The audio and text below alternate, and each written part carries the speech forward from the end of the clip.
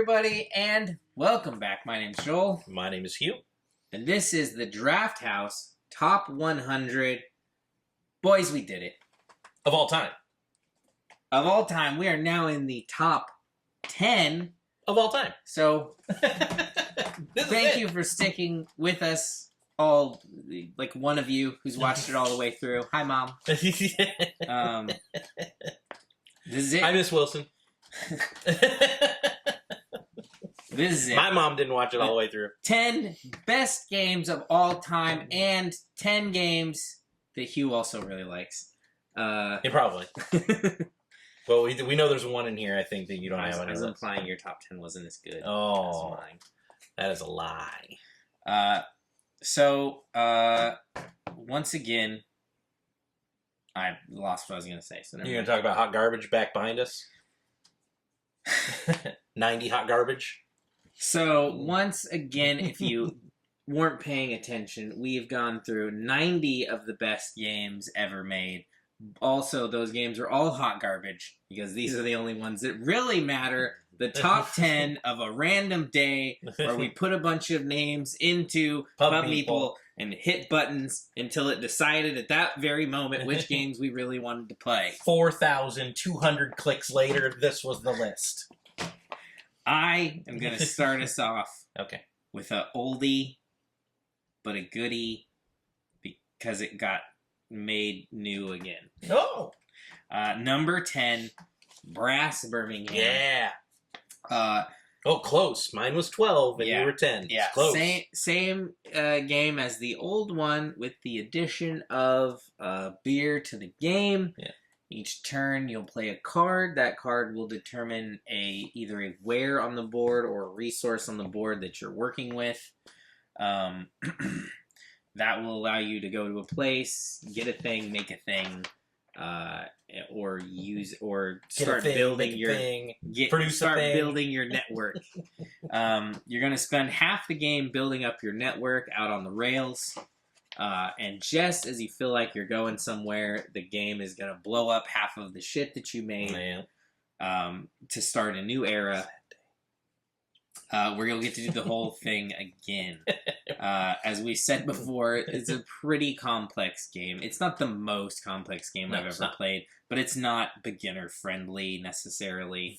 For me, it's the fact that a lot of times, even when you play a complex game, a lot of times the scores don't... There's a thing, a catch-up mechanism, or something. Yeah, and that's sort of what the second phase is supposed to do, but if you've established well enough in the first phase, it doesn't matter. Yeah, you crush somebody in this game. Yeah, so we just talked about it a list ago. Hopefully you're just watching these back to back, like just crazy. You need that game injection. Need to watch 10 hours of videos. So you heard it, pretty much about it back then. But yeah, well put together. There was a good base game that I never played, the original Brass. So I've only played, we have the old edition, or the new old edition back there. But I've only played this version. This version rock solid from the get-go.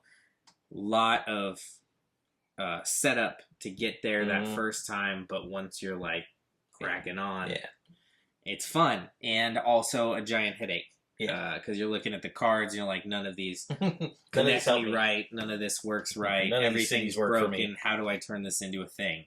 And by the end, usually, you do. I will also say, Roxley Games,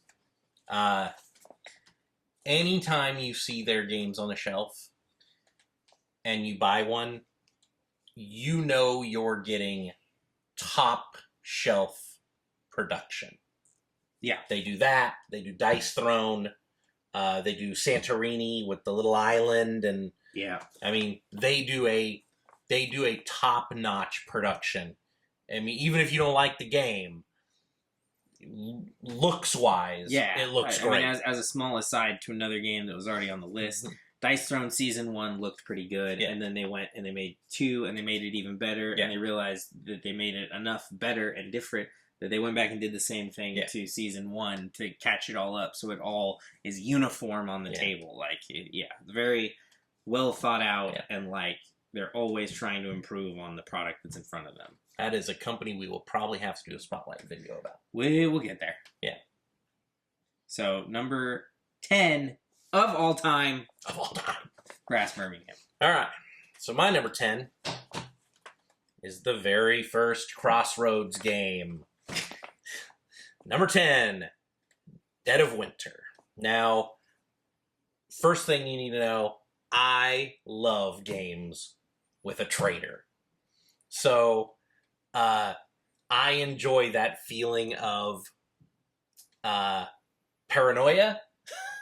I mean, you know, where if you're not the traitor and you're like, God damn it, one of you is lying to me. I don't know who's being friends with me, but is lying to me. You gave me this thing that helps me? Why did you give me this thing that helps me? Why are you doing that?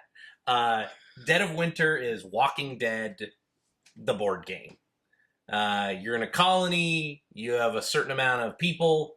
I think when you start, each of you has 2 people, I think. But you can acquire more people by searching through the liquor store or the police stations. That's where I'm hiding. Hey, look, obviously. I found a person. And then you get an extra person and they go into the colony. Problem is no matter how many people you have, you got to feed them. Or soon panic sets in and they start killing each other. So Dead of Winter is a co-op game where at the beginning of the game you set it up. It's very modular in the fact that it'll be different every game. There's a stack of cards for the end goal of the game. So you shuffle those and you flip one over. So for that game of Dead of Winter, that's the scenario you're trying to beat. So for everybody... Some are longer than others. So for everybody, or everybody minus 1 at the table, right. There's a main goal. Yes. This is the thing you all have to do. Right. And then everybody else gets a card. And that card has your secret goal on it. So that's what makes this from a co-op to a semi-co-op. So everybody gets a card, and it says something on the card that you have to do. Okay, so we got a package. So it's Dead of Winter is Walking Dead the game, so everybody gets a card. And on that card, it's going to tell you what you need to do. So it's going to either be control 5 characters at the end of the game without killing any of them, you know, or have 7 food cans. And that, of course, and then one person could, not every time, one person can get a trader card. Now, the trader card generally is always get them to lose the main goal. But there's other parts of the trader thing that can make you win also. So basically, while you're playing Dead of Winter, everybody else has their goals, but every one of their goals is going to make them seem like they may be the traitor. Right, they're going to want to hoard items, and at some some point, or bring more people on board, and that means we have to spend more food to keep them alive. Why are you keep bringing people? At some point, that's going to conflict with the objective of the round, right, or the end objective. There's going to be a point where everybody's cards clash. Right. And that's not even the Crossroads. Right, yeah, that's not even the Crossroads part of the game. Now, I can say I've not played... There's only one other Crossroads game we have. That's that Gen 7 one, and we haven't played it. But there's a pirate one coming out that looks a little better than the Gen 7, I think. So in the Crossroads game, I'm to the right of Joel. He's about to take his turn. I pull a Crossroads card. And I don't read anything from it. Unless it tells me to. I think some do. It tells you the trigger. Right. It tells you the trigger. And that you. So sometimes the trigger's already happened. Is there somebody standing in the police station? If so, read this card. So I hold this card just in my hand, and Joel takes his turn. Now, if whatever the activation on this card is happens during his phase, I interrupt him and I say, "Hey, this is happening." And usually there's 2 choices. And he gets to pick one of those choices. If he picks the right one, something less horrible will happen, or something good. Yay! Horrible. Yay! If he picks wrong, something truly horrible will happen. Yay! Truly horrible. So So Dead of Winter has this thing where it's also trying to tell these little stories, like little choose your own adventures. All the characters all have special powers. There's a dog who can't be turned into into a zombie. There's a drunk Santa who, if he's in a room where somebody else is going to die, he can sacrifice himself or something. I think he's the one that, because he's so drunk, he's like immune to being frozen for a period. So everybody has a little special power, and they made tons of characters. They made a second version of the game called The Long Night. It's the same game, introduces the evil corporation that may have caused the zombie apocalypse, Roxxon. Then they made a third expansion called Warring Colonies, where you can actually play 4 people in one colony, 4 people in the other colony against each other, and it just becomes this giant game. I mean, it's already been on Joel's list, and we've already talked about it, but when it comes to co-op games, I know some people don't, if you don't mind the trader aspect of it, like Battlestar Galactica or Shadows over Camelot, Dead of Winter does it the best. So my number 10 is Dead of Winter, a Crossroads game. My number 9 is definitely going to be on Joel's list, because it is probably, on average, the most popular game between all of our people, I'm thinking, that play at this table. And that is, number 9 is Tzolk'in, a Mayan calendar. Which is a heavy-ish Euro. No, it is a heavy Euro.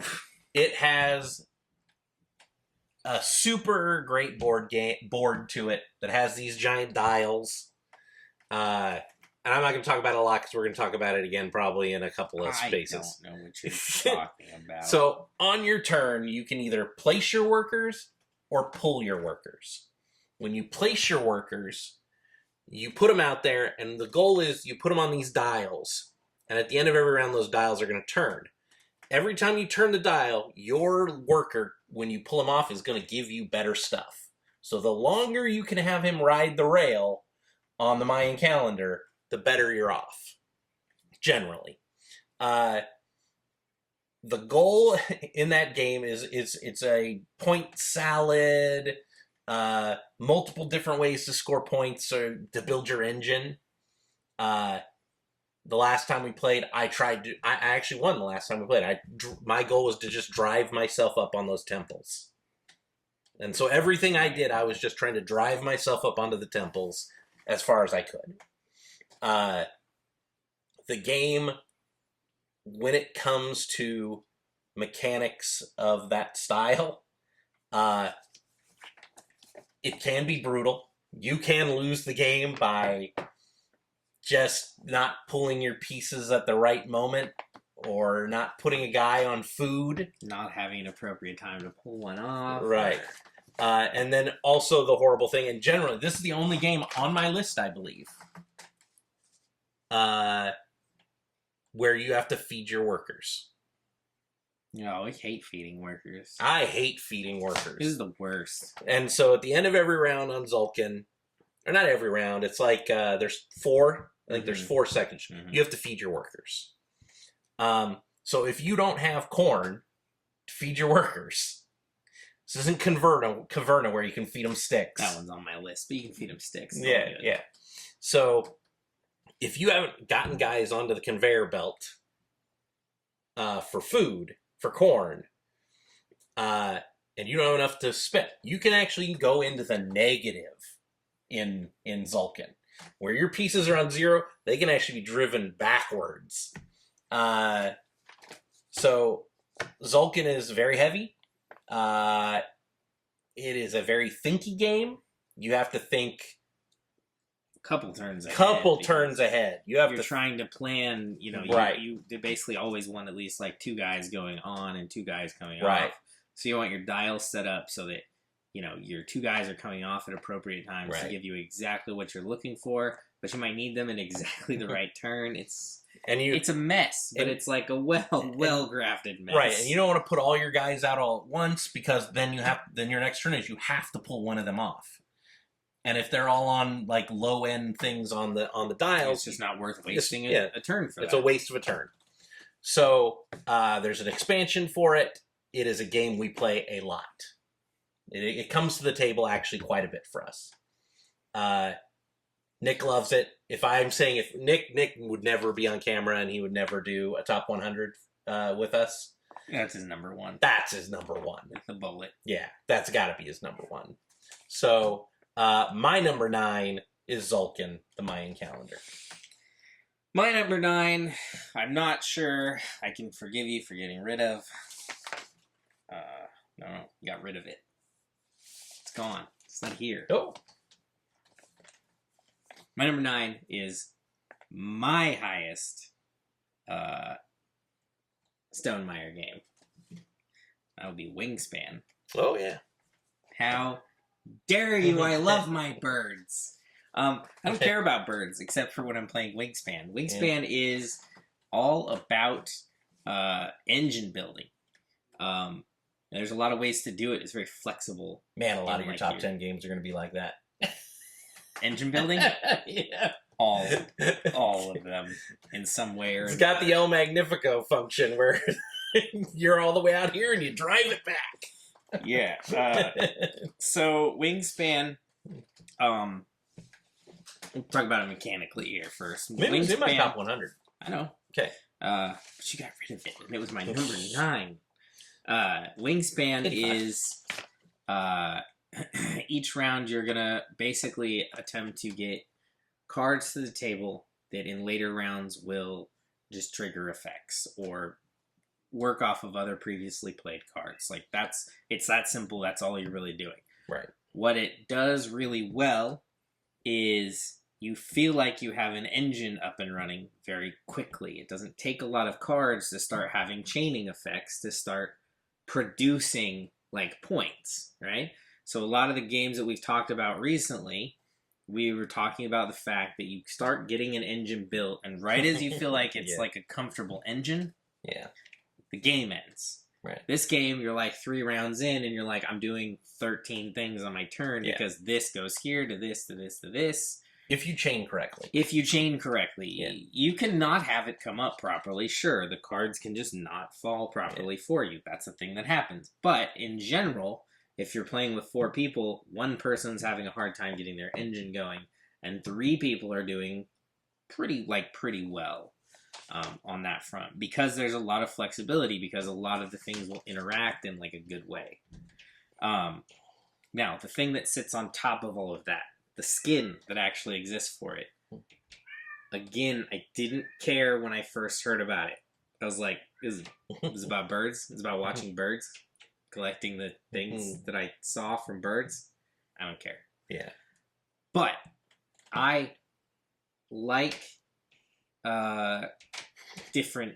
I like when they try something like different generally. I don't necessarily like the idea that goes with it, but I'm willing to try it. They made an engine builder with a weird theme. Yeah, and that is how you get to the top of my list just immediately. No, so you first see it and it's like, okay, it's about birds, and it's like, it's whatever. I guess that's a theme. It's cool though because every card is a different bird. Well, I'm getting there. No replay. No replay. So every card is a different bird. Right? So there's like, you have a lot of unique things going on, or at least you don't have a lot of duplicate of the exact same thing happening, because for each bird they give it something slightly different. There's a little bit of information about the birds, stuff that I don't really care about, right? But Not at all. But it's interesting while it's all sitting there in front of you. It's an added thing on the game. And it also added weird components to the game that were in there themselves, or extra just house ruling you could do on top of it. So like the size of the birds were in there, and some cards were triggered by the certain size of the birds. Or as we talked about before, there were people who would house rule in, okay, but you're only allowed to play birds of X size. Right. Now try to play the game. Now like, as there's all this dead weight that shows up in it, and weird things like that. It's by Stonemaier, and specifically at this point, we're usually talking about Jamie Stegmaier, who seems to have the most influence on the stuff that comes out of there. He puts together a crazy good display, like a crazy good box. This isn't his game, though. This is, but it's from his company. Yeah, it's from his company. But you unfold it, and everything there is like presentation, like it's perfect kind of thing. It comes with its little weird birdhouse dice box, and it's like, oh, that's goofy, but it's like it's well made. It works well in the game. It fits the theme. Everything there is great. Everything about it feels like it just should be there, right? Nothing's like forced in the game. Right. Everything feels like it fits perfectly, where it's another one where it's like, did you come up with the mechanic first? Right. Or did you find the skin and then you started to build a game around that? Like, I don't know which one came first because you melded it together so well. I like all of the Stonemaier games so far. Yeah. There's not one I dislike. There's ones I like better than others, obviously. You were so in Charterstone. Yeah, but again, I didn't dislike it. This one, I think, is like the most complete package from them. It feels like it was the most like play tested, like the most just perfect out of the box. And I don't know, next year, who knows if it's even on my list. They'll bring out something else, and I'll be like, oh, that's the crazy good one from Stonemaier now. But currently, as it sits, number 9, Wingspan. I will say one thing about Wingspan. I don't like to watch people play board games because I'd rather play. But I think I would watch 4 bird experts play Wingspan. Sit around and talk about birds and play Wingspan. And they would be like, oh, I got a blah, blah, blah, blah, blah. And somebody at the table would say something that's like, oh, yeah, it's right there on the card. Yeah. That would be interesting. So, yeah, I am impressed with the knowledge about birds that was put into the game. Yeah, and it was just well crafted, like putting all of that together, making it all fit. Making it all feel like... Because then you're also not just talking about, like, when you put on a skin and you're like, I put on a fantasy theme, and it's like, okay, I can work around things to make it fit the mechanics. Here, you just have birds, so, like, the things have to fit. So when you have a thing that says birds under X size, and then that size is, like, part of the thing, and it's a real, like, thing... Right. Like, making that all actually structurally sound is impressive. We gotta keep moving. Okay. That's enough about birds. Number 8. It's unfortunate. It's one number off of being perfect. 7 Wonders. Because 8 is 7 Wonders. 7 Wonders is a game that I think has been surpassed like multiple times as a drafting game. There's other games that I like as drafting games better, but from the outset, right? They've done a lot to add and correct in some places on this game. So when you start to add in all the expansions and all the extra additions, all the fiddly bits that let you do more and try more, that's where I think 7 Wonders, that's why 7 Wonders gets so high on my list. So if you're somehow unfamiliar with 7 Wonders, stop watching this video. You don't know enough about games yet for this to matter. 7 Wonders, deck builder, drafter, right? You got cards, choose 1 per turn, put it down in front of you, face down, so nobody sees what you picked, send your cards along. Everybody flips them up, everybody does whatever corresponds to, like, using that or making that thing work. Yeah. It adds it into their pile. They typically talk. It's definitely an evergreen game. Yeah, this is should probably be your starter to, or close to your starter for drafting games. You might go something like Sushi Go into 7 Wonders, and from 7 Wonders, you should have enough baseline to go just about anywhere. Yeah. 7 Wonders out of the box sucks a little bit because of the way science works. It's like the only exponential point builder in the game. Yeah. So if nobody's watching if you're playing with a lot of new people, then they don't know to stop people from taking it. And that Well, That no, isn't then you have to get that munchkin thing where everybody at the table's like, well, everybody Right. start taking science. right, but that's fine because then you're hurting everybody else's Yeah. engine along the way too. It evens out a bit along the way, but never quite enough. Yeah. Like it needs to go a little bit further, and it's because of the way that you add up the science points. There's too many ways to increase the amount that a science is worth. Leaders comes in, doesn't really fix that, but gives people like a little more options ahead of time to start building up on their own personal stuff. Where taking that block thing, they might already have a bunch of points towards something else. We're getting closer. Ultimately, I think the one that probably puts it back on track is the newest one. I don't remember the name. Armada. It's the boat. Yeah, Armada. Armada gives you enough extra stuff to do finally that I think science, because there's not enough science spaces on the Armada board, you run out of bonuses for continuing to do that, where you don't run out of it for other places. And so that other cards finally catch up with the exponential growth of science. Yeah. So it takes a lot to get this game to where it is on my list, but if you have the time, money, investment, like, yeah, all the expansions. Yeah, like, so, I mean, you can get Seven Wonders at this point. We've picked up copies literally for like $10 if you find them on sale. Yeah. It's still going to cost you like $100 to get all the way there. Yeah. But there's games on my list that cost more than $100 out of the box. So I don't think that's crazy, especially for something that's high on the list. It just fell off my list because there's just a bunch of other drafting games I like better now. Yeah, and like, I don't know, maybe if I play Hadara enough times out of the box, I'm like, okay, you know what? That's my Seven Wonders like replacement. But I haven't gotten there. I've only played it like one time, and I've played Seven Wonders so much that I could sit there and play it in my sleep. I could teach it to anybody in my sleep. Yeah. And you've got enough expansions to make that sort of modular experience to where you can play a variety of Seven Wonders, you know, in one sitting.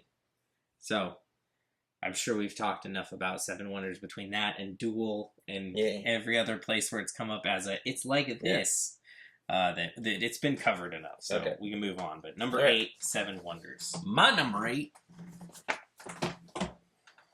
is Richard Garfield. Bunny Kingdom. Bunny Kingdom is super colorful. It's super easy to explain. It is a card drafting game. Cards come to you. You look at them. You keep 2. It's got a bingo aspect to it where the cards are labeled by number and letter. You get that space. You're trying to get a whole bunch of spaces together to make a bigger kingdom than other people. I like it with the expansion, which is in the sky. Something about the sky. Yeah, something in the sky. I like it with that expansion. It adds a bunch of different things to collect. It is, but it is a very easy game to teach. When you're looking at the game, people are going to be like, if you were playing this game at a store and people walk by or convention, they're going to be, oh, what game's that? So when I'm bringing it up to people, talking to people like in a store about buying a game, it's one of the games I'll say, you might want to take a look at Bunny Kingdom. It's easy to teach. The only thing I think the only negative for Bunny Kingdom, I think, is the end scoring on the last round. So as you end rounds, you score. Every time you've dealt out all the cards for each round. First couple of rounds, you're only going to score 2 points, 4 points. But on that last round, here comes 137 points. 137 points. So I stick with my theory on Richard Garfield. Probably never made a bad game. He's come up with a lot of inventive games over the years. I mean, you don't have Magic the Gathering. Robo Rally is for me, is the game for programming when I talk to people about programming games. Yellow, it was like you were saying, it was some sort of other crappy skin to it or whatever. Right, yeah. And they were the ones who came to him and said, why don't we do bunnies? Still obviously, like, mechanically pretty Yes. sound because you're still playing the same game. Right. But again, the choices you make on what to put on top of that, your shiny coat of paint matters. And so theme-wise, it is goofy. And some people don't want to play it. I don't want to play a game called Bunny Kingdom. That sounds stupid. Sounds like a little kid game. It's not. It is a very... there's a little luck involved. Sure. But tactically, there is ways to win the game. And Joel was trying to say it earlier, like, he a lot of times won't go for a lot of land parts. He will collect up the scrolls and parchments and treasures and try to do a combination of something, or get one card, which is like, you get 20 points if you control most of the fish. And so Joel will have his pieces spread apart on the board, but they're all on fish spaces. So... There's a small correction. I won't try it. I will succeed. So, my number 8 is Bunny Kingdom. My number 7 is my highest pressure luck game. And that is Quacks of Quedlinburg. With expansion, Herb Witches, because that adds just a little extra coolness to it. A lot of people have blinged out their copies of Quacks of Quedlinburg. You shouldn't have to bling this one out. It should just come with those pieces. It should. I can't remember who makes the game, but yes, it should just come with better pieces. So it's a bag builder. You're buying potion pieces to put in a bag, and then during the game, you're going to be pulling those pieces out to put them in your pot. The problem is the game comes with little cardboard pieces, and they kind of get stuck in the bag a little bit. Yep. It's not awful. It still works. It's still a game I would play that way. This game is terrible. Number 7 all time. But like if you go to BGG and you go to the geek store, they sell like 2 different kinds of tokens for it. There's a bunch of 3D printer people who have ways out there to make it. You take the pieces to make them chunkier, so when you're drawing them out of the bag, it just feels right. Yeah, but there's nothing. I mean, there is something wrong with the stuff and like it getting stuck. But yeah, there's nothing wrong with like playing that way if that's what you have access to. It's still probably the best bag builder, at least. I mean, you have it at 7. I had it at 37. Yeah. I mean, as far as pressure luck, that's my highest or close to. It's my highest pressure luck. It's not my highest bag builder. But Quacks of Quedlinburg, you're just building a potion and you're trying not to explode your potion. If you can go through the whole game by pulling your pieces out and not exploding, you're probably going to win the game. You know? It's also great theme-wise in that, like, you're making magic potions and you're doing it by just throwing random fucking shit in it from, like, worms. Yeah. Throw some butterflies in there. Yeah. If your potion looks like it's gonna boil over, you throw a rat in to absorb it. Like right. So, if you're looking for a family weight game, pressure luck is something you enjoy. Where you're like, I'm just gonna keep drawing out of this bag until I explode. I don't care. I'm gonna get as far as I can. Quacks of Quedlinburg is your game, and that is my number 7. Yeah, I think my list agrees with that in that, like, it's the highest one up. It's just further back on my list. Yeah. Number 7 was, I think, around your number 15. Roland writes, all the rage of the Roland writes, this is the best and also the most complicated. Yeah, that's my number 22. Fleet. Yeah. The dice game. I've never played regular Fleet. I have no idea if it's any good or if it has anything to do with what Fleet the dice game is. Yeah. However, I have played Fleet the dice game a lot. Yeah. For a recap on what you play, it goes over 2 rounds. dice will be rolled by whoever the current first player is. They'll choose a die. Next person will choose a die. Last person will choose one die that's their personal die, and whatever they leave, everybody gets one of those. And in the beginning of the game, that doesn't do a lot. So you get shrimp and you get a swordfish, and you just mark off shrimp and you mark off swordfish. And then there's a second round, or second half to the round, where you do the same exact thing, but it's on the land side. It's the dry side, where you're going to the market, or you're investing in stores, or going to stores. The docks and the wharf. You're selling to, or you're giving fish to restaurant, or you're selling large batches over at the marketplace, or you're going off to purchase new boats, things like that. The game starts out, you're not doing a lot. By turn 2 or 3, you're starting to have little extras that happen when you pull certain dice. And by the end of the game, you pull one die and you trigger 8 different things happening on your board. It's insane. It would be insane on a full board game. It's super insane as this roll and write thing, where you're just working on these little scraps of paper. Like I said, that's the one thing where people are playing is they mark stuff off and then they forget to go do the other stuff. I have lost this game more times to not marking things than to actually just legitimately losing. Right. You got to make sure, if I chain that, I chain this, I chain this. And a lot of times people are like, this, and they forget that, I got these bonuses over here if I do that. Rolling rights are dope. They're all the rage right now. There's so many. The reason that it is, though, they're simple. Yeah. Like, they're fun. You can add as many players as you want. Easy to create. They tend to not take too long. But Fleet is also showing that maybe there's a version out there. Maybe they're getting there that is almost the Euro version of the roll and write, right? Where it's just a big, heavy game. Yeah. This game is heavy. It's not necessarily that long, but it's definitely heavy. Yeah. And as far as roll and writes go, it's my number one, pretty much by far at this point. There's other games that I like, but I just wouldn't put them in the same class. Yeah. Welcome to is a great game. It's in my top 100, but it's far away from Fleet. I think it was in mine as well, but it's a very simple, quick game, and at this point, everything in my list is going to be pretty chunky.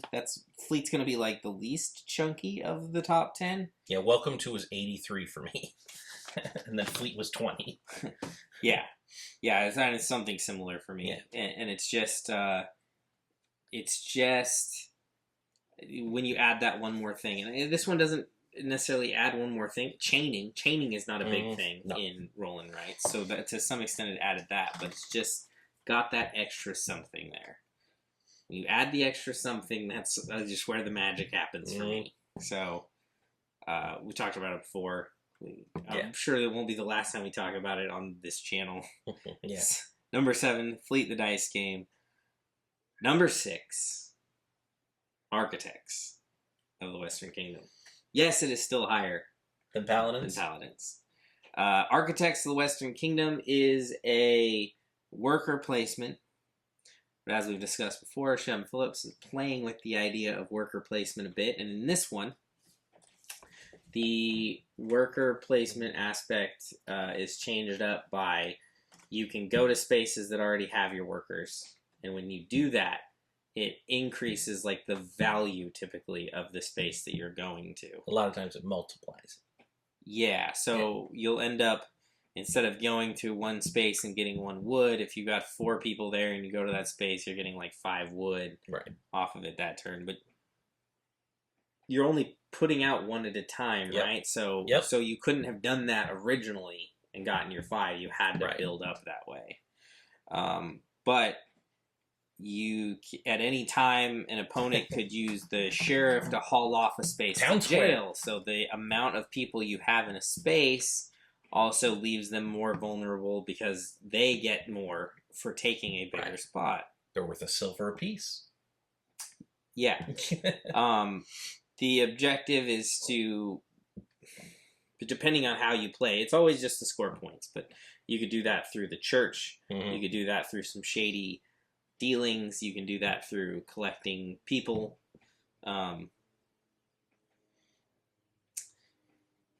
I've never seen the shady side work out as well. has the good people's side, but I'm Yeah. convinced that I will find a way. Yeah. So it doesn't feel like it has like a perfect balance between going one way or the other, Right. like you might expect. I think you can go the shady way, but 3/4 of the way of the game through the game, you got to start going up that list because there's too many negatives. Yeah, I think what the game is ultimately telling you to do is that you've got to try to go up the pious route, but sometimes you need a quick boost and you go a little shady for it. So there is ways to widen the gap in points, right? Like you can just choose the wrong path too many times. And then you're shut down. But once you're playing in a group of people who've played enough games before, who've played this game before, like we all know what's at stake, like how to do it, and it becomes really competitive, right? Then you even get to the point where you're like, even two people aren't all that safe in a spot, right? Because it might be worth it for them just to stall you a little bit. Because if I go to town square on one turn and I scoop up 6 guys from a space and I take them to my board, then the next time I can put another guy out there to town square, and then I can scoop up guys from 2 different sections. And then I can go to the jail, and I can drop all of them off at once. And for every single guy I drop off, I get a silver. Yeah. I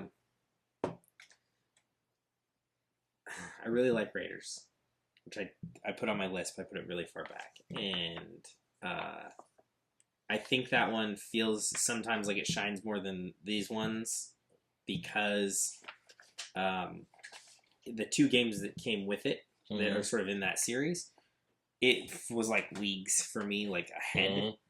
These ones feel like very neck and neck for me, and so sometimes I think, oh, Raiders is the better game, but no, I really think that these last 2, he's like honing it in. Like if he has a third set that he goes for, he's just going to put out the 3 best games of the year when he gets there. Well, I had Architects at 69 and I had Raiders at 53. So you're again still saying, and I'm saying that like sometimes at some point Raiders, it might I mean they've drawn closer together. I feel like sometimes Raiders feels like it's the better game, but I think it's because you try to compare it to the other 2 games, right? And here, if you're comparing Architects and Paladins, they feel so much closer together than that first set. Yeah, I just haven't played Paladins enough for me to get it on my list yet. I've only played it twice. Yeah. But I mean, I really liked it, obviously. I've played Architects a bunch. But what's the point I'm actually trying to make with that? Just that, like, all of these games are super strong. Like, his crafting of worker placement games. You're not getting a bad game. No. Ever. His crafting of worker placement games is really good. Yeah. And it would probably be the best if it wasn't for a certain Italian group we're going to talk about very, very soon here. All right. So what was that? I don't even know anymore. Is that your number 6? Number 6, okay. Architects of the Western. So my number 6, we talked about 10 or 1 hour ago. My number 6 is Grand Austria Hotel. I have played Grand Austria Hotel, and again, they've made some coffees. Let's make some muffins. Yeah. For me, I really enjoy the mechanisms of, again, doesn't look great, looks okay. I really like the getting guests, completing the guests, getting the doors in your hotel and closing the doors up, because the guests are away for the night. And you try to complete these blocks of colored doors by filling them with red, yellow, blue guests, green or wild, so you can use them for any of them. The game only has 3 components. No. 6. 3. 3 components? Yeah. Materials. It's 4, isn't it? It's coffee. It's so confusing because it's a thing on the board, but I've never played with just the cubes. I've always played with special. We have a friend who has his all blinged out, and he actually has little eclairs, cupcakes, and and everything is all. So they're not cubes, but the game works really well. And Mayfair Games, that's not even a company anymore, I don't think. They got bought out. So I don't know who owns the rights to that. I think it's probably Asmodee. So hopefully they put it out again. I don't know if it's still available. But it is a game that when you're playing it at first, it's a little overwhelming. But once you've played it once, it's literally just a medium weight Euro. Yeah. But the first time you play it, it's like, oh my god, there's so much information. And it has that first opening section where it is centuries, spice, golem, whatever. Just trying to trade up your little cubes. Trade my cubes to get people. And I need to trade cubes to get better cubes. I'll trade you 2 Danishes for a coffee. Yeah. So my number 6 is Grand Austria Hotel. It's really, I think it's pretty cheap. I mean, for that size buy, I think it's like $40. But if you can find a copy, any like solid box game like that, it goes like $40. I consider. Yeah, but it's a really good game. Expensive. And I love it. It's again, like I said, with these top 20 games, I would play them at any time. Sure, let's play. My number 5, wonderful how it worked out this way, is 5 Tribes. Which with the expansions, I believe is actually 6 or 7 tribes. 5 Tribes is Moncala? Is the mechanism? Sure. You have a guy, and you're basically gonna scoop up a square with a bunch of meeples of different colors, and then you're going to set them along a path, whatever path you're choosing for this grid, and then drop the last one on a square. But it has to be dropped on a square with that color meeple, and you get all the meeples of that color. And they activate a power for you. And they activate a power for you. And there's a lot of other aspects. There's a lot of expansions, but there's gins in the game that are up top, and you can acquire them, and they give you special powers during the game. It's a Days of Wonder game. It's super colorful. It's Days of Wonder, so they play tested the living hell out of it. It works perfectly. Again, it's super easy to teach. And basically, it's a pattern game with Moncala or whatever that is, where you're playing, and you can go until you can't go. Until there's no legal moves. So you keep going around the board until one person looks around the board and goes, there's nowhere I can go. And the next guy goes, pass, pass, pass. And then the game ends, and you figure out who has the most points.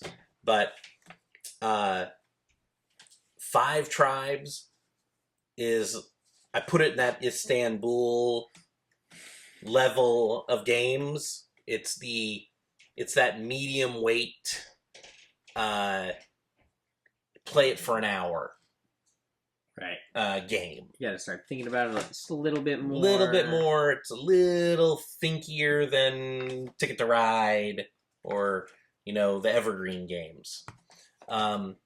So my number 5 is 5 Tribes.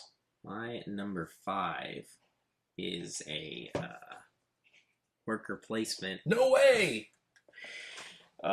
This one was brought up pretty recently. Worker placement featuring a fabulous, gigantic, unnecessary cardboard tree. Yeah! Everdell. Yeah. Where you are playing the creatures of the forest. Yep.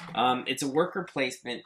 The places that you're moving your workers to are resources that you get throughout the forest, sticks and berries and stones, so on. You're using those resources to place down areas. You're basically building a city in the forest. But in normal human buildings, post office you put out there. There's a cemetery. It's the stuff that you would actually have in a town. Right. Sometimes those will allow you to chain to put out other things for free. Mm-hmm. And a lot of the game is built around how well you can chain. Mm-hmm. Because There's no set amount of rounds. It is just based on how much time you need to do things and how many workers you have available to do those things with. So the game gets played in seasons, but not everybody's season changes over at the same time because it's based on when you need to pick up your pieces and basically restart. Right. There's advantages and disadvantages to that. Typically, the advantage is you're doing more stuff in one season, so you're already more well off to go into the next one. However, as you are picking your stuff up and people are already playing in their second one, half the board's options are already gone. Right. Because you've still been playing on just these little piddly spots that are left, and now you've opened up the ones that you were originally at, but you don't necessarily need those ones as much now. And you need the other ones that everybody else is at, who's just started into their next season, still has plenty of guys to go, so you're never going to get there, basically. Yeah. But I like that your game takes however many turns your game takes, but everybody can keep playing at least their own turns until they get to their natural end, which might not be the same time. It's usually not that far off. It's not like I have 37 turns left to play. When you've put your last guy down. Like, no, I've got an extra 5 turns, and they might take me a little while to sort them out, but like, yeah, it's not that far off. The theme setup is all nice. Great. Everything looks like good. Yep. The big goofy tree, it's silly. It works like one time and then it sort of falls apart. But like, it's good. Like, it's a good presentation. Right. I've seen it's literally just a holder for other cards and your meeples, and that's it. I've seen it, like, it gets redone as like a hard plastic version that people buy. That's nice, but that obviously is makes it more expensive. An extra bit of money right there to get yourself to that one. That is not like a deluxe version thing. That is a separate aftermarket mod that you got to go for. But the stuff that does come out of the box, we talked about earlier, the resources, instead of just being generic cubes like they generally are in these games, actually already come as the sticks are sticks. The berries are these soft, like, little berries. Little rubber berries. The stones are actually like skipping stone, like small oval, kind of flat, like acrylic. They're good for, they're a good, like, replacement for a rock or a stone, a river stone. All that's great. Mechanically, everything works good. You're building your structure, you're just piling on. You're trading in your resources to make more buildings. Those buildings are helping you produce resources. They have set times where they go off and give you extra stuff. Like, you can build an engine properly in the game. Bonuses at the end of the game for combinations like the Undertaker and the Cemetery and the Judge and the... whatever. There's also some sort of random ones where if you happen along these people, you can pick them up. There's you can use your guys specifically to go out and grab bonuses that are just there once. So anybody could have gone that can get there. It's not necessarily the first person, but once you've stuck a person there, you're now down a person for the rest of the game. So you're like, I don't know if that's worth it. So a lot of times those get kind of stay until that last... the very last thing you do, where you're like, all right, fine, I'm going to go off and get those. But the friendliest worker placement, 90% of the time. Building your own little tableau. Yeah. You can block other people's spaces. But then, but then you get to a point where you know somebody needs something, and you planted a guy there, and then you're just spending as much time as you possibly can making sure that person doesn't come off the board. Right, well, yeah. Before you go back for them. You'll see them, they'll pick up a building, and you know that building gets to place the judge for free. And the judge is sitting out there on your turn. You're like, well, I'm going to buy the judge and play the judge because I don't want you to play it for free. Yeah, so you can spend so it feels like the friendliest game as you're playing it, but it's actually not. Like, it's hidden in there pretty well. Until you sit down at our table, and then we point and laugh when we do things that hurt you. Yeah. As all games should be.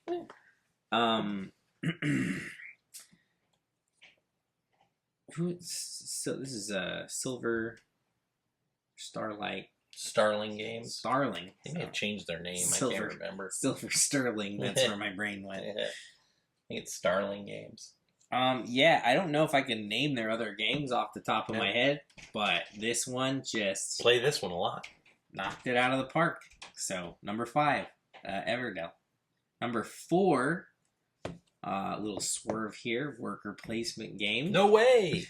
Now, this is by a couple of Italian designers. No way! More specifically, just this is Coimbra. Mm. As we've tried to fumble our way through explaining this game before, let's go one more time. Pool of dice, rolled out based on previous stuff determines what color the dice will be. Yeah. Then the rolls determine what those dice numbers are for when they get used in the auction phase. So you get dice, they get drafted in, these little castle pieces, pop the dice in, that's now your die.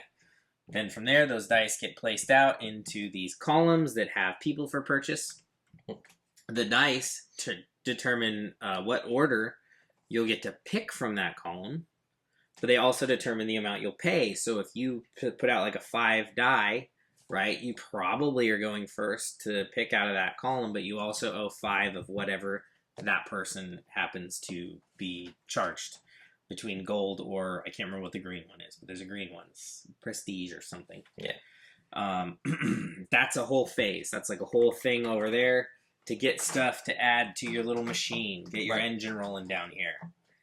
But that's only the first half. Then your dice come back and the colors determine what you're basically using, like what's getting flipped on. So if you have a purple and a yellow and a green die in front of you, you're going to go to those 3 sections. You're going to do the 3. Right. You're going to activate off of those 3 things to, again, collect more stuff. And then at the very end of the round, if you happen to have money left, you will get to, money or the various things, you will get to use those to potentially buy a part of a boating trip. And those are like one-time deal cards that you can stack on to have extra points at the end of the game. It is... I don't know if it's more complicated than the other one that I'm about to talk about, but it is a complicated game because there is a ton of steps. I find it more complicated than the one you're going to talk about. It is probably more complicated than the other one I'm going to talk about. It is pretty well laid out, though, in that, like, they took a good amount of time getting the symbols and the activation stuff all worked out so that it flows really well. It is typically a pretty close point game between people who have played before. Yeah. You have to have played and seen it in action to know what the hell is going on in a round. It just takes that hands-on experience to get around this game. So your first game might suck a little bit. Ours didn't suck, but I think we were kind of on the fence about it. And then we played it again. We had played a few of their games before. Yeah, but we played it again, and then from that point on, where you're like, I know what's going on from the outset. Your turns are immediately faster from the get-go. You can see because a lot of the engine. iconography is the same. Yeah, you can see the engine actually building up in front of you and how it's going to fit together. Yeah. And you're like, okay, now I'm in this. Now we're sitting at the big boy table. Like, let's play a game. We'll get to talk about these guys again shortly. I don't know why too much. But a lot of it just has to do with them. This group of people that have built a couple of solid rules, and they sort of intermingle with each other, and they do little tweaks on the stuff that they've built before. That's the same thing Shem Phillips does. Yeah, but he's sitting in a room with Shem Phillips, and these guys are tossing ideas back and forth, I think. And there's only one Shem Phillips. There's like 5 of these guys. Yeah, they're not making more games than him, but when they put one out, like, the quality is just there. Like, always. Shem Phillips is getting that way now, but he had some up or down to get there, and who knows, maybe the third Western Kingdom game is, like, terrible. I don't know, we'll see. Yeah. He's on a good track record, but these guys are, like, sort of a perfect track record for everything I've played from them. Coimbra, no exception. It's number 4 on my all time. So All right. clearly, I think it's a pretty good game. My number 4 is my highest 2-player game, and it is Seven Wonders Duel. Seven Wonders is not in my top 100 anymore. Seven Wonders Duel has always kind of bounced around in my top 5. Seven Wonders Duel is it's basically Seven Wonders, but you're playing 2 players. But instead of card drafting, you build a pyramid of cards. Well, you're drafting. But you're very different. Yeah, but you're drafting from this pyramid. And it's one of those things where I take this card, I unearth the card underneath it, allowing the person I'm playing against to choose. So it's kind of a big give and take. And I don't play it without the expansion, Pantheon, which allows you to do moves that doesn't include picking a card up. Right. So if you're not always the guy. You're not always forced taking the single card and then opening up the ability for the other person to actually have a choice. Yeah. So, I mean, we've talked about Seven Wonders in this 10, right? It was your Seven number 8. Wonders. Yeah. So, Seven Wonders Duel is a 2-player version of it. It's very compact. I have played it with 10, 12 different people. I've played it a lot. It is a game I can always go back to. It's really smooth. It's generally pretty close. Every once in a while, you get the cool ending where somebody actually gets you military-wise or science-wise in this game. I was going to ask, can you win without science? Yes. You can win with science, but it is super rare. Because that's when, in this game, to win with science, you have to collect a certain amount of them.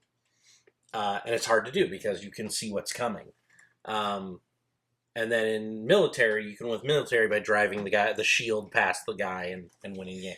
So it was rhetorical. It was already on my list. I know you can win without science. Yeah. They fixed that with this version. So Seven Wonders Duel, and I hear there's a new expansion coming out for it this year. Yep. Which is cool because I really like this game. So my number 4 is Seven Wonders Duel. My number 3. My top 3 games have been my top 3 games for 3 years now. They have moved around this year. My number 1 from last year is my number 3. So Orleans drops to number 3. It is a bag building game where you're purchasing people basically from the board by placing workers. It's a worker placement game. But you're blindly pulling workers out of a bag, and you get to pull so many. Those are the workers you get to use that round. So the goal in the game is to keep your workers. You don't have too many workers in your bag because then it's harder to get what you need. The game is super point salad-y. There's multiple ways to win the game. There are a couple avenues that are better than others. But as bag builders go, it is my favorite. It is a Euro worker placement bag builder, which are 3 things I love. The game, again, it does not look good. TMG even did a deluxe version. It still doesn't look great. There are better components, because again, putting the little chits in the bag, if you have the basic game, isn't the best. People have made plastic versions of the pieces which work better on the table. They also stack better. So, I mean, it's just a combination engine builder also, where you're making it so your workers are going to go to the same spots every time. There's actually also another place where you can go and you can cover up a spot, because usually it takes multiple workers to activate a space. You can go to a space to get a thing that will cover that up. So maybe it usually takes 3 workers to do this function. Now it only takes 2. And then you want to keep riding that. You've covered it up, so you want to keep doing the double worker there because it's cheaper for you to do it than other people. It is a game not for everybody. People who have played the game a lot, they know what they need to do. So the last time we played, I knew what I needed to do to beat the people at the table. And sometimes for other people that's not the best. This sounds interesting. I should try this one.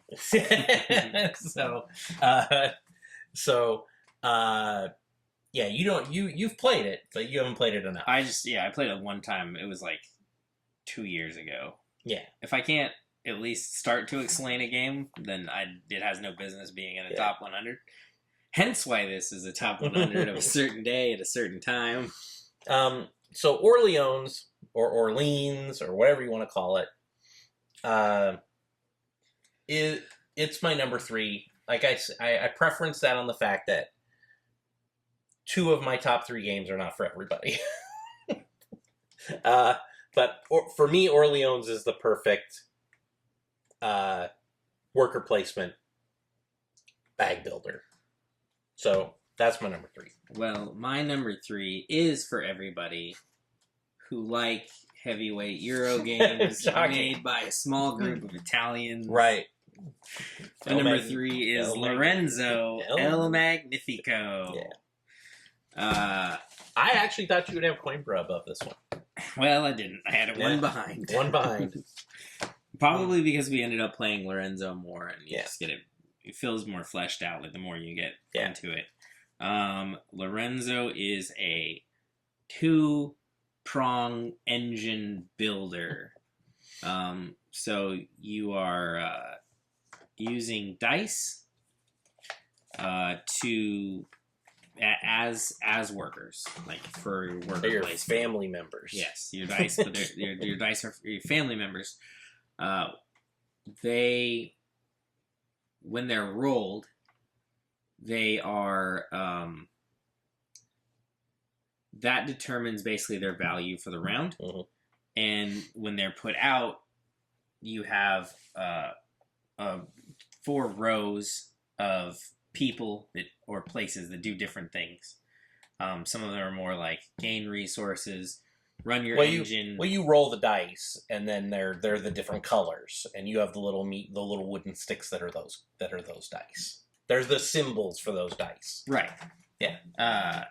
But to get higher on that tree, or to get higher up those rows, you need higher dice. Yeah. Now you can augment those dice, but basically you're stuck with what you rolled to determine what you're going to be able to collect that round, or what you're going to be able to do that round. So collecting, say I think it's the green. The green is the production. Those will give you more resource production, and then the yellow, those will give you more for churning those resources into things, or doing stuff with the church. For more faith points. And it's worker placement, so there's only one cheap way to do that. Yeah. And then if I want to do that, it's at a negative.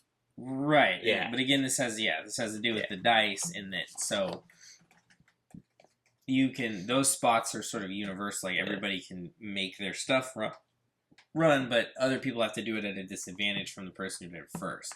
So if you're going to use them to collect stuff, right, they have to meet the requirements of the space that they're going to. Otherwise, they can be used mostly to run stuff, and that'll be also determined by the die. So each one of the cards that you've stuck on one of your engines, be it the production side or the churn side, each one of those cards will have a number on it, and your die needs to be at or above that number to actually make those things take effect. So normally you want to use your high dice to go buy the high ticket items. Yeah. But then you're not going to be able to run your production or either one of your productions at like full capacity. So it's a big to-do to figure out what your optimum route for your dice are, and where it's worth like pumping in a little bit to alter how the number on the dice. Well, and usually you can only afford a certain amount of things in the tower. So sometimes you use a lower number on the other one because that's the card I can afford. That one up there costs 10 religion or whatever. Right. Right. So and then there's the game of like zoning people out where you're trying to put a die somewhere that you know somebody else wants to go, and it doesn't have to be in the same exact space, but if it's in the right row, then they have to pay to go there. So maybe now it's no longer like worth it for them to go there. And then you can't stack up your own dice in the same area. You can't just like freely go in there. You can't even go in there again with your normal dice. You have one extra die that's special that you can go in there with. It's a 0, dude. But yeah, he's worth a 0. So he's not all that helpful to you. Yeah. Complicated. Like, it's one of the more... I mean, my top 10 is just full of complicated, mostly. I'll say at this point. And the higher we get, it seems to get more complicated most of the way. I like big games with the giant engines that you have to build, where every turn you're like, okay, I got to do this, this, and this to make this, this, and this. And so you're not really playing the turn that's in front of you. You're playing the turn that's like 3 turns in front of you. And these guys have built a bunch of games where that all works really well, right? Where you're playing that like forward game. I've played all of their games now except for Black Angel. Yeah. I think this is probably like their bright shiny moment for me. Yeah. Is Lorenzo. Okay. Coimbra, like super close behind, and then like more colorful. I wish they did like the art of Coimbra on Lorenzo. On Lorenzo, yeah. But yeah, for like the mechanics, just playing through, doing all the stuff. That's the big chunky fun right there. So number 3, Lorenzo. Number 2 is a little bit of a swerve here because it's actually a worker replacement game. No way. Zulkin. Yeah. It was in here somewhere. I knew that was going to be your top 10. Zulkin is the one that you have to play 5 turns ahead. Yeah. Because every turn you either have to play guys onto the board or you have to take guys off the board. But every turn of the game, you physically turn a cog, and that cog rotates where all your pieces are on the board. So you have to worry about when you're putting guys on, because if all your guys are on the board, you then are forced to pull things off. But if nobody's in position yet, like, you've wasted that guy and however many turns he took spinning to his spot. There's a lot going on in the game, but the main thing that makes it interesting is just the board, the setup of the board. There's a bunch of different tracks that you can be working on, but they all rotate every single turn. And so you have this, like, countdown to when you get to, like, the stuff that you're trying to do. And also, like, as you're turning the big middle board, you know where the end part is. So you're actually watching the board count itself down as you get to the end of the game. Super fun. You get starting pieces that determine what resources you have to begin with that can sort of dictate at first what you're doing. Yeah. But then from there, you just kind of go off onto your own, like, okay, now what do I want to do? Now what's the board telling me I can do? Do I want to worry about these statues over here that I'm, like, properly worshipping the sun god, right? Do I need to build these buildings? Do I get enough? Is there actually enough, like, resource or something important coming off of them to make them worth it? And because of the things I've done before, am I going to churn the resources properly to get there to, like, do it at the right time to where I'm going to get this before I pull this because I need this to activate this? It's the big headspace, like, brain melter game. We don't play a different game after this game. Yeah. This is the game where we play it and then we go, all right, I'm good for the day. Yeah. It's not the longest game in the world. No, hour and a half. But it is the just the cogs are working up here while they're getting twisted down here, and you're going just a little bit crazy trying to make sure that you're doing everything right. And it's my second favorite game. So it was my number 9. Yeah, well, you weren't that wrong. So number 2, Zulkin Mayan Calendar. All right. My number 2 is Sad Cowboys. Great Western Trail. Anybody who's played the game knows what the Sad Cowboys are. So Great Anybody Western... who's looked at the box, or the box. I like the game straight I like it, just the normal version. I don't need the expansion, although I do like the expansion. I have probably played this game. For a big box game, I've probably played it the most of any of the games over here. I've played it a lot. Great Western Trail is a game where you're a cowboy and you're driving cows. Trying to drive cows to Kansas City or whatever. And it has multiple functions. So you're driving your cowboy, you're walking them around, and you're doing stuff. Basically, you're hand managing cows in your hand, and you're trying to get it to where you have the most highest cows, but you need diverse individual colors. So if you get to the last space where you're going to sell your cows, but you have 2 green 3s, you only get to count one of those green 3s. So that's going to make it so you're going to collect less money, and it's going to cost you more to put your piece out farther on the railroad track. Which is another part of the game where you're driving this train around the board. And it costs you... Based on cow power. Yeah, based on cow power. Now, they do have the expansion, which is Rails to the North, which puts buildings and stuff up top. So you don't greatly expands the way the trains work. And I'm going to jump in for just a second because it's a bit of advice. Yeah. For most people, I played Great Western Trail. It was okay-ish. I don't put think the expansion. I'm going to say they didn't like it at all. I put the expansion in there, and it made it to number 50 on my list. So, he says don't do the expansion. Not saying it's good. It's good. I like it. If you... Right. What I I'm like saying it both is, ways. What I'm saying is, if you were kind of on the fence about it after playing it, try it with the expansion. Yeah. It's a very good... Also, don't read the rule book that's in the just box. Just watch Rodney's Watch It Play or whatever. Yeah, just, ask somebody on the street how to play. They probably can explain it better. I mean, a random person who's never played it can probably explain it better than the rule book that comes with it. Yeah, the rule book's bad. But we say these things in spite of these things happening. Number 2 game of all time. Still, we find these games to be amazing. It's my number 2 game of all time. One of the worst rule books. When you're looking for a rule in that game and you're like, oh, it should be right in this little section, and you never find it, and then you find out that little thing, it's in a green box on page 17, and it's like... And also that section you read is like, you're stupid if you don't know how this part works. Right. You should know how this works by now. Great Western Trail is... For me, for an experience, is it's just one of my top go-to games. I play it all the time. I love the hand management of the cows. I like the way you drive down by placing people out that you can purchase, to where when that part reaches the bottom of the board, the game ends.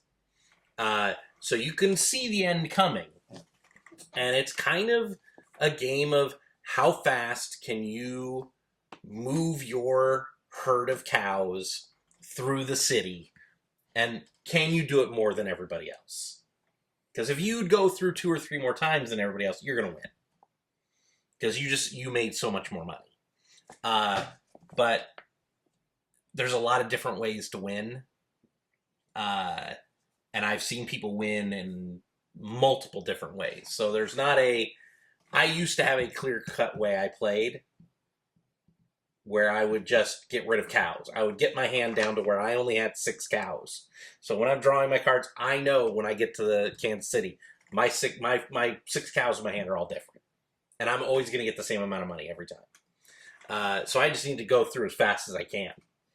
I have won multiple different ways. That is one of the easiest ways to try to do it. Now, when you're playing with people, if you see somebody trying to do that technique, the easiest way to stop them is to just start building houses all over the board. So they have to stop a lot. It is a game with a lot of different paths to win. It is a different theme than Cattle Drive, not used much as a theme. Cattle driving, not used a lot as a theme in board games. So my number 2 is Great Western Trail. And my number 1 board game of all time, making some dresses. Super Mario 2. I'm making some dresses. Rococo. There is a new version of Rococo coming out this year. It looks great. I'm going to buy it because I love the game. I'm not going to buy it because you are. Yeah. The old version, still perfect. If you want to play... I'm going to buy that from you. Again, it's one of those games where I put it in that Grand Austria Hotel... yeah, middleweight, but super competitive. Super competitive, but middleweight. Right. Middleweight. You can play a game of Rococo under 90 minutes with 4 players. And it's goofy. I mean, you're building dresses and coats, and you're either selling them for money or you're getting people to wear them to go to a party. And so you can control the board. So if I can get a guy in the middle section of that board and it's a master's dress, I can put it in the middle and I get something extra, and now I kind of have a little more control on that area, which is worth 4 victory points at the end of the game. Now the goal is to get at least 1 or 2 people up top and try to move them up to the top by a fireworks. So your people at the end of the game, they go from one section to the top, and you get some extra points for watching the fireworks. Because your dress is on display while the fireworks are going off, I guess. The game has very simple mechanics. Most of it is just it's money, and then it's cloth. Cloth of various and colors. And then the thread and the whatever the other thing is. It's I can't remember what the other thing is. Come on, you can do it. No. I believe in I you. can't remember it. But I mean, it's literally, and in the base game, it's just 2 colored cubes. They're white and they're gray. And usually you need one of those and then cloth of different colors. And then there's dresses on the bottom of the table, and they cost a certain amount the higher you go. But as the rounds go, those dresses will move conveyor belt down. And so they'll get a little cheaper as long as somebody else doesn't buy them. And the more thread and fabric it costs to make a dress, the more money that dress is worth. So it is a weird theme when the fact that, like you said, Pret-a-Porter is the other game. That one's about high fashion, and that one takes 2 to 3 hours. And Rococo is like the medium weight version done in the Renaissance era, and you can do it in under 90 minutes. It's fun, it's fast. You don't get a lot of infighting in that game where people are like, yeah, you're just trying to build your own dresses, and nobody's gonna be like, oh, you just screwed me. No, because that's the best place to put my dress. Trying to churn through them, a little dress shop. Yeah. All right. Yeah. Show off some dresses. Get them under the pretty firework light. Come on. So my number 1, it is a game that I tell everybody, if you can find a copy, buy a copy. Number 1 is Rococo. I know what your number 1 is. Yeah. You probably should by now. Yeah. And also, it's a bit weird that because I know we both like the big heavy games, and leading up to them, we started to get to some big heavy games. At the end of the day, nice medium weights for it. My number 1's gonna be Clank. Loved Clank since like the day it came out. I like deck building in particular. Usually goes over well with me, even more so than worker placement. Yeah. I talked about this before. Deck builders basically always have the starting thing, which is this: you purchase cards to put into your deck, or you beat up some cards for resources, bonuses, victory points, whatever you do it for in that particular game. Now, that's your start. What's the thing that's going to make that interesting at this point? Ascension does it every single game they do now, right? Every year they put one out, or every 6 months they put one out where they add in those extra things. For Clanks, it's a board. Yep. And on that board, you have to have movement. Mm-hmm.